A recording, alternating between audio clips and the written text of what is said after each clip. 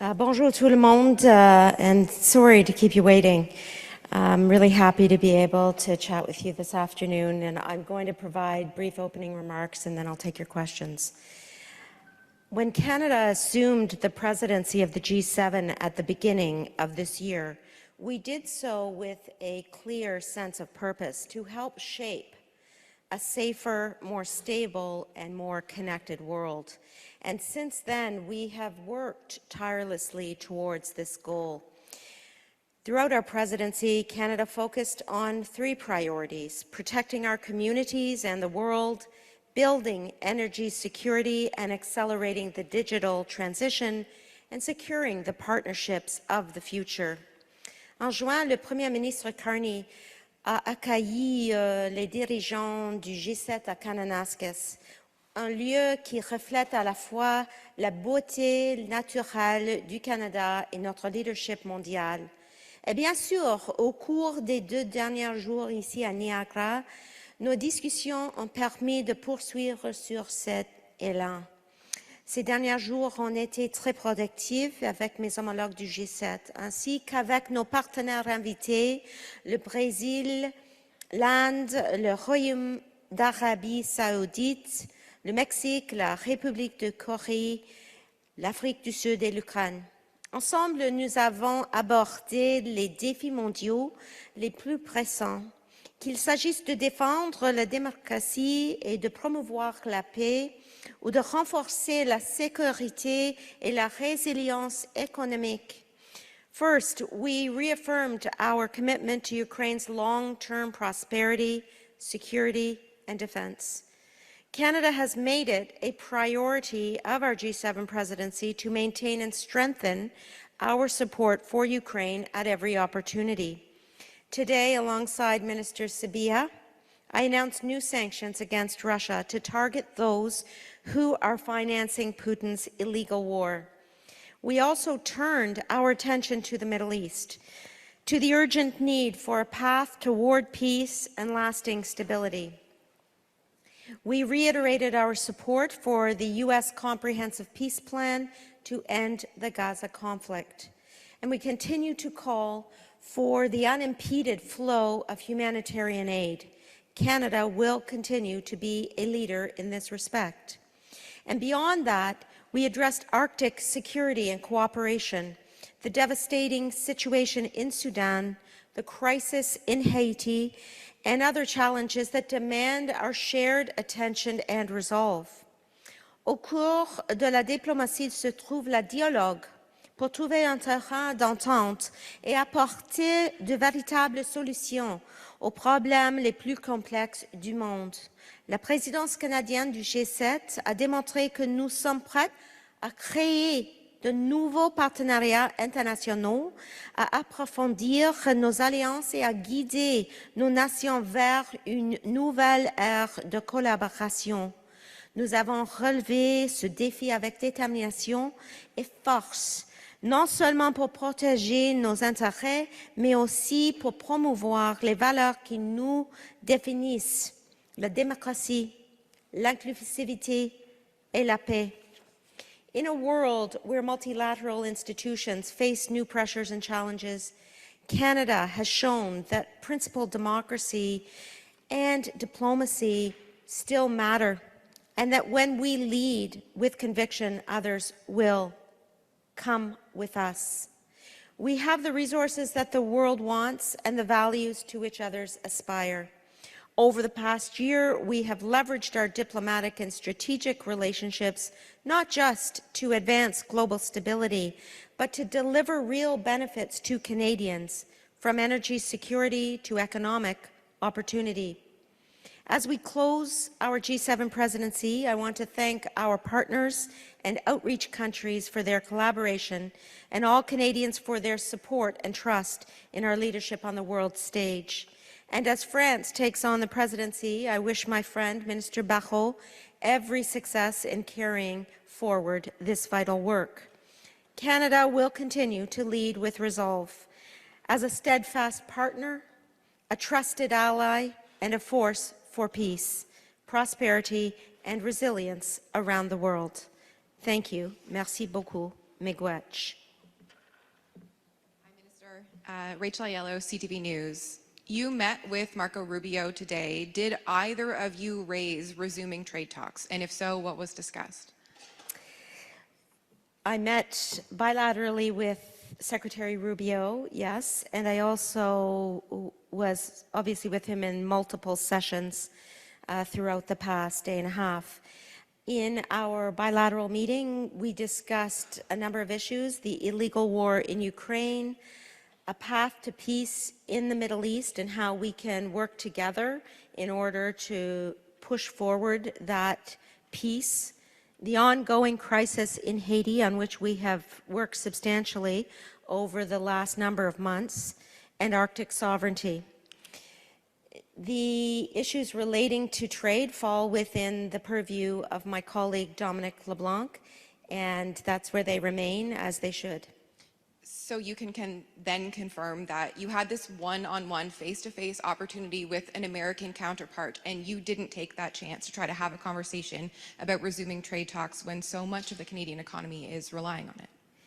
I can confirm that I'm representing Canada's interests as the foreign minister, and I maintained Canadian interests and the Canadian position on a number of very serious issues that represent the interests of Canadians. For example, we have a significant Haitian diaspora here in Canada.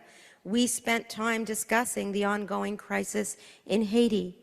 We have many, many Canadians who are concerned about the Middle East, and I reiterated Canada's advocacy and presence in terms of greater humanitarian aid and in terms of our contribution to the peace plan and the path to peace in the Middle East.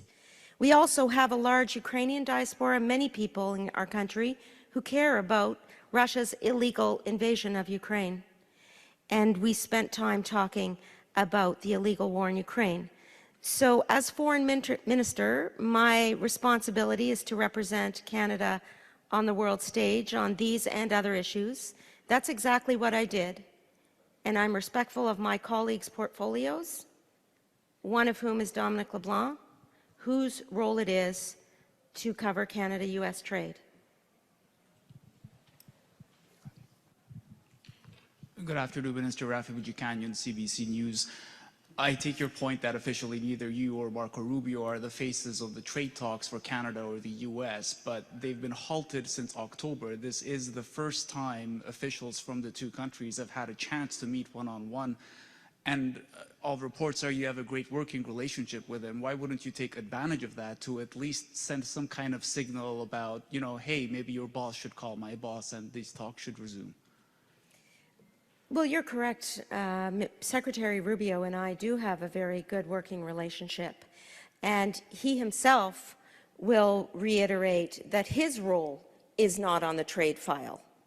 And so we find ourselves in a position where we are building the relationship between our two countries without question in terms of collaboration on a number of issues, from Ukraine to the Middle East, to Haiti, to the Arctic. These are significant issues that rightfully concern the Secretary of State as well as the Minister of Foreign Affairs of this country. And that's exactly what we focused on. We will continue to represent our respective countries on the world stage, representing the issues that matter to our respective populations, and we'll make sure that our countries continue down a path together on these issues. That's my role as Minister of Foreign Affairs. That's exactly what I'm doing. Thank you. Respectfully, in South Korea, Donald Trump and Mark Carney exchanged finger guns and some kind of apology in an 8-person dinner. We haven't heard anything about Dominic LeBlanc resuming talks. So when is this going to happen, if not now? Well, I want to take a step back and emphasize that diplomacy doesn't happen on a specific timeline, that these are complex international issues, the ones I've mentioned and a host of others, and that as ministers, what we've done here in Niagara is gather together with outreach partners to ensure we have an extensive dialogue on serious issues affecting the geopolitical environment and the economic situation that our countries are respectively facing. I know that my colleague Minister LeBlanc is working hard on this file every single day, and I am here to talk about the work that the G7 ministers are doing together with outreach partners. That's the topic of this summit of G7 foreign ministers here in Niagara, and that is exactly what I think we should be discussing here today. Hi, Minister. Paige Seaburn here with the Lake Report. Will G7 members be pressing China about the national security law in Hong Kong and pushing for the release of jailed publisher Jimmy Lai in a unified voice? We actually have released our joint statement. It is live. You can take a look at it. It covers a number of topics from Sudan to Haiti to the Middle East to Ukraine. Those were the main topics of our conversation, and we want to make sure that we're unified on these topics. I want to say, with regards to the case that you mentioned specifically, I have raised this case at every opportunity. Media freedom remains an important part of the democratic process. It's essential to the protection of human rights and fundamental freedoms. Thank you. And was anyone there to support the rally for him today in person? That you know of, sorry, just that you know of from your team, anything like that? Well, actually, our schedule is extremely compressed, and so to my knowledge, the ministers who are invited to this meeting were in the room for the sessions that we had held just in the rooms next door. Hi, good afternoon. I wanted to ask you about a report on CNN yesterday. It's about the U.S. strikes on these Venezuelan boats. It said that Canada obviously has helped the U.S. Coast Guard interdict suspected drug traffickers in the Caribbean for nearly 2 decades. But apparently the sources told CNN Canada has made it clear to the United States it does not want its intelligence being used to help target boats for these deadly strikes. Is that in fact true? Has Canada told the United States it does not want any intelligence it supplies to be used for this purpose? The United States has made clear that it is using its own intelligence, and that has been clear for some time.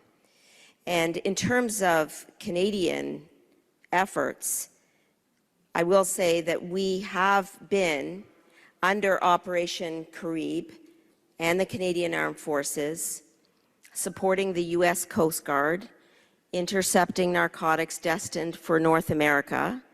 We're continuing to monitor the situation, but we have no involvement in the operations that you're referring to.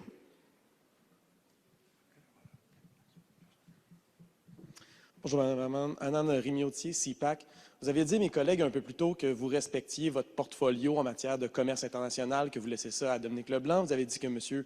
Rubio respectait aussi son portfolio en ne parlant pas d'affaires de commerce. Sauf qu'on a des rapports qui disent qu'avec le représentant indien ici, au sommet du G7, il a parlé de commerce, il a parlé de chaîne d'approvisionnement. Pourquoi il en parle avec les autres et pas avec vous? Je m'excuse, je ne comprends pas la question. Est-ce que vous pouvez parler ou demander, poser la question un petit peu plus lentement? Oui. Alors, plus tôt, vous avez dit à mes collègues que M. Rubio, ce n'est pas son mandat de parler de commerce, comme vous, ce n'est pas votre mandat. Mais, dans des rapports en ligne, on sait qu'avec le représentant indien qui est présent ici, aujourd'hui, M. Rubio a parlé de commerce et de chaîne d'approvisionnement. Pourquoi il en parle avec les autres délégués et pas avec vous quand notre économie est en jeu? Je comprends la raison pour laquelle je n'ai pas compris la question originale. parce que je ne suis pas la ministre des Affaires étrangères de l'Inde ou des États-Unis. Je suis ici comme la ministre des Affaires étrangères du Canada et je ne sais pas la raison pour laquelle des autres ministres parlent à l'un et l'autre à ce sujet ou des autres sujets. Si vous avez des questions pour moi comme ministre ici, je voudrais répondre, bien sûr, mais mon travail consiste à mettre à profit les relations diplomatiques et stratégiques du Canada pour le bien de tous les Canadiens. Et deuxième question, il y a plusieurs éléments sur la sécurité maritime dans votre déclaration commune aujourd'hui. Quelle est la position du Canada? Parce qu'il y a des exemples de canons à eau utilisés par la Chine, en mer de Chine, mais il n'y a rien sur les frappes des Américains dans la mer des Caraïbes. Pourquoi ignorer cette personne-là, cette situation-là, et parler d'autres situations? Mais merci pour la question. Notre conversation était un part de le travail du ministre du G7 avant ma nomination. Ils ont publié une déclaration pendant le mois de mars et c'était une déclaration qui discute, par exemple, le Shadow Fleet de la Russie, les ports, les chaînes d'approvisionnement, les underwater cables. Donc, ça, c'est une continuation de cette conversation-là. C'était une conversation très importante. Nous avons examiné les enjeux qui sont importants pour tous les pays à table. So the conversation relating to maritime security that we had built on the discussion of the previous G7 foreign ministers meeting and the declaration that was issued relating to maritime security. And that declaration related to underwater cables, Russia's shadow fleet, ports, supply chains, and deep sea mining. And all G7 countries wanted a continuation of that conversation that was originally had and certainly built on the work of our respective leaders in that respect. Last question. Thanks. Thanks, Minister. Maria Chang from Reuters. Given that maritime security was on the agenda today, did the issue of this American strikes in the Caribbean, the increasing military presence, did that come up today? And does Canada have a view as to whether these strikes violate international law, as we saw the French minister say yesterday? I have not seen his comments. The issue was not raised at our meeting. As Canada's foreign minister, I hold responsibility for Canada's compliance with international law. We are always seeking to comply with international law. And regarding the question that you asked, I would say that it is within the purview of U.S. authorities to make that determination. Thank you.